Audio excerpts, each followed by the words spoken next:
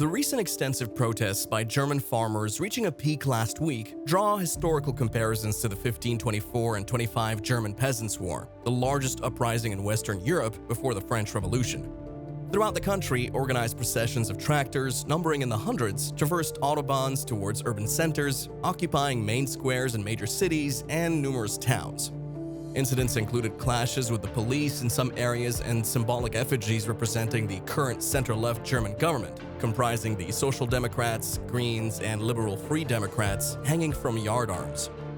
The complexities of the situation, including determining who is right or wrong and understanding its impact on the German economy, is what we'll be exploring in today's video.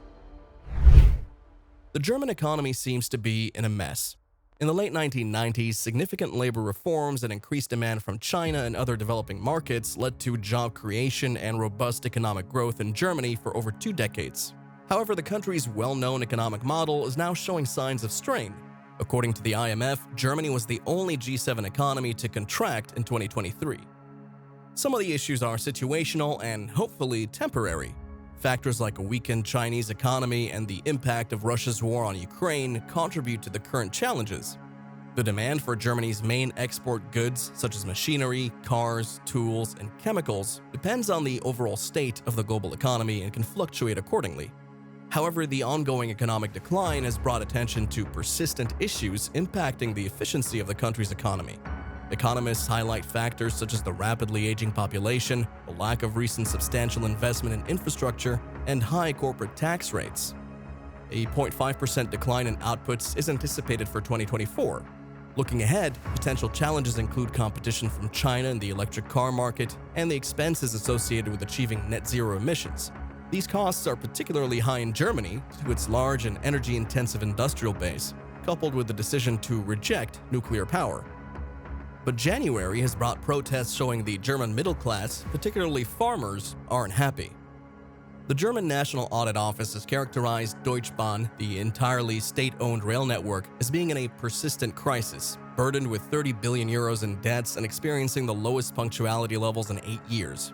On January 8th, the train drivers' union called for unlimited strikes, primarily in response to its demand for a 35-hour workweek instead of the current 38-hour one. However, the primary upheaval came from the farming community. Hundreds of German farmers, along with their tractors, assembled in central Berlin to protest against the government's proposed reduction of diesel subsidies and tax breaks for agricultural vehicles in the upcoming year, part of Berlin's 2024 austerity measures. Following a constitutional court ruling last month that annulled 60 billion euros in earmarked debt, the federal government recently outlined plans to annually save around 900 million euros in subsidies for farmers. As per the 2024 budget, the elimination of a partial tax refund on agricultural diesel and the removal of a tax exemption for agricultural vehicles are measures aimed at achieving the savings targets. Farmers argued that these steps would jeopardize their livelihoods and the competitiveness of Germany's agricultural sector. Farmers expressed their discontent with the proposed reductions at the Brandenburg Gate, displaying signs that read, "Your politics are a declaration of war against farmers," and "Too much is too much, it's over now." They also lined Berlin's Street of the 17th of June Boulevard with parked tractors.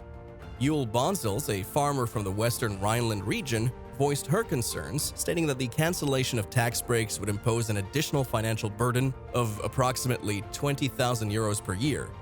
"I personally find this unacceptable. We must provide young people with prospects, and these plans totally undermine it," she added. However, the government argues that these cuts also aim to contribute to reducing greenhouse emissions in the country's agriculture sector, which accounted for 55.5 million metric tons of greenhouse emissions last year, approximately 7.4% of the country's total. Environmental groups contend that farmers could bear the financial burden of the canceled subsidies, pointing to profits generated from increasing food prices and other agricultural subsidies that remain in effect. But there's also an alternative side to it. The traditionally conservative farmers' lobby, which has historically not been aligned with any of the government's coalition partners, vehemently protested the reduction in subsidies as if it would financially ruin every hardworking homestead in Germany. Despite the government's concession on January 4th to gradually reduce the subsidy over 3 years, dark predictions of catastrophic outcomes are unlikely to materialize. In reality, the impact of the diesel subsidy on most farms' well-being is minimal. Experts argued that the average German farmer isn't facing an existential threat, and the revoked diesel rebate would only affect those small farms already on the brink. Stefan Kramen-Taubadel, an agricultural economist from the University of Göttingen, highlighted the farmers' lobby's recent study, revealing that the average income of a full-time farmer is 82,000 euros per year, which primarily constitutes agricultural income, a part of many farms' total earnings. Surprisingly, around half of this income comes from subsidies, not specifically for small family-run farms or those affected by drought or those with environmentally friendly practices or better treatment of livestock. Instead, most subsidies are distributed per hectare, favoring larger agribusinesses. This starkly contrasts with the conditions of 16th century farmers involved in the Peasants' War, who faced heavy taxation and injustice under the nobility. Germany's approximately 270,000 farmers benefit from various direct and indirect subsidies, surpassing the diesel rebate. Total subsidies increased by 200 million euros in 2023 compared to 2022. The European Union's Common Agricultural Policy contributed a significant portion, allocating around 7 billion euros to German farmers in 2023. Some funds were calculated per hectare, while others supported specific programs for sustainable and environmentally sound farming and rural development. The German government, funded by taxpayers, added approximately 6 billion euros. Despite these subsidies, Germans enjoy some of the lowest food prices relative to household income in Europe. Furthermore, German farmers have experienced prosperous years, with profits soaring over 30% each year in 2022 and 2023, despite challenges such as high inflation and the lingering effects of the COVID-19 pandemic in 2022. German agricultural expert Alphonse Baumann from the Leibniz Institute of Agricultural Development noted that German farmers had an exceptionally successful year. So why do Germany's farmers continuously express dissatisfaction? Why do numerous farmers interviewed on German television assert that the political class ignores them, emphasizing that they won't be taken for granted and won't permit changes to occur without their input? The inflexible defense of the agricultural status quo is not a recent development, but rather the long-standing mission of the Deutscher Bauernverband, the influential political lobby for the agricultural sector.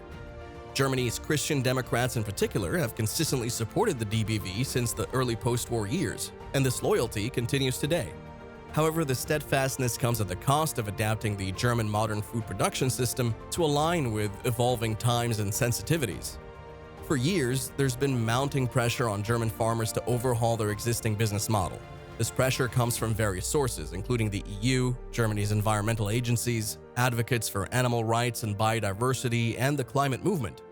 A clear illustration of this stance and the close collaboration between the agricultural lobby and European conservatives is evident in the EU reform measures that faced opposition last year from the European People's Party, the alliance of the continent's conservatives in the European Parliament. With the agricultural lobby's support, the European People's Party led efforts to weaken a nature restoration measure, dilute vehicle emissions regulation, and entirely eliminate a bill aimed at reducing the use of toxic pesticides. What Germany's farmers assert they require to bring about these changes is an additional 10 billion euros in government aid each year. However, it's important for farmers to understand that any expectations of receiving more from the government come with the expectation of making concessions or giving something up in return. However, Germany is currently grappling with another crisis and protests unrelated to the farmers' protests. The situation underscores broader issues in German politics, indicating that the economic and political landscape is facing challenges affecting the stability of the middle class. Protests targeting the far-right Alternative for Germany party are gaining traction in the European Union following reports that 2 senior party members participated in a November meeting in Berlin discussing the planned mass deportation of citizens of foreign origin. Among the attendees was Martin Sellner, a leader of Austria's identitarian movement, which supports the Great Replacement conspiracy theory, alleging a plot by non-white migrants to replace Europe's native white population. While it's encouraging that people are standing against those with negative views on immigration, there's now an imperative for the government to acknowledge and take action. Farmers also need to be granted their rights, and the government must address right-wing tendencies. Moreover, farmers should recognize the importance of negotiating for mutually beneficial outcomes, considering the broader context of climate concerns. In summary, Germany is confronting multiple challenges, including protests unrelated to the farmers' grievances, revealing broader political and economic instability that impacts the middle class. The farmer, seeking an additional 10 billion euros in government aid, represents a complex negotiation point. While they have valid economic concerns, the broader context of political and environmental issues requires a nuanced approach. Farmers must consider the greater good, acknowledging the importance of climate considerations and negotiations. In the midst of economic uncertainties, it's crucial for the government to address the grievances of various sectors and promote inclusivity and navigate the delicate balance between economic support and societal demands. The challenge lies in fostering a sustainable dialogue that ensures the well-being of farmers, addresses right-wing concerns, and aligns with contemporary societal expectations. Ultimately, a holistic and collaborative approach is needed to navigate Germany's multifaceted challenges and promote stability for all. And by that, we've reached the end of today's video. If you enjoyed it, don't forget to hit like on the video and subscribe to the channel as well. Also, don't forget to watch our previous video on the German economy.